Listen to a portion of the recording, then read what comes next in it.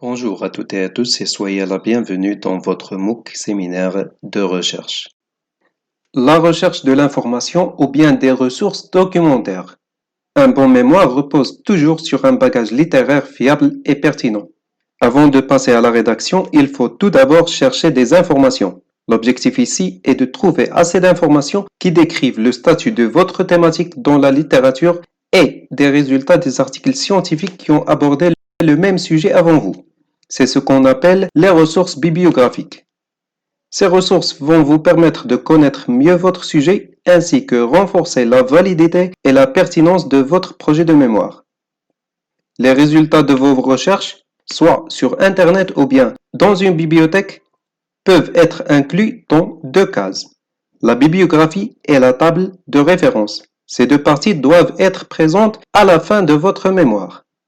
Dans la partie bibliographie, vous devez inclure toutes les ressources que vous avez consultées afin de réaliser votre projet. Dans la partie table de référence, il faut inscrire seulement les ressources que vous aviez citées dans votre mémoire, dans l'introduction ou bien dans le cadre théorique aka revue de littérature. Pour un étudiant novice, la recherche et l'exploitation des ressources peut paraître comme une tâche difficile, ce qui n'est pas vraiment le cas. Aujourd'hui, j'ai décidé de partager avec vous quelques astuces qui vont vous aider à gagner du temps et à réaliser ces tâches facilement.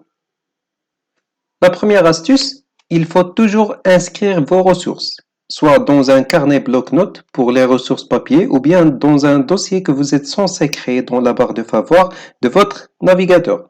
Bien sûr, ici, on parle du cas des ressources électroniques, page web ou bien PDF.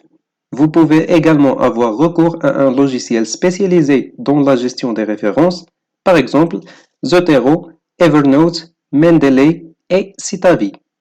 Entre parenthèses, vous allez trouver une vidéo tutoriel du logiciel Zotero dans ce même MOOC. Deuxième astuce, il faut toujours noter.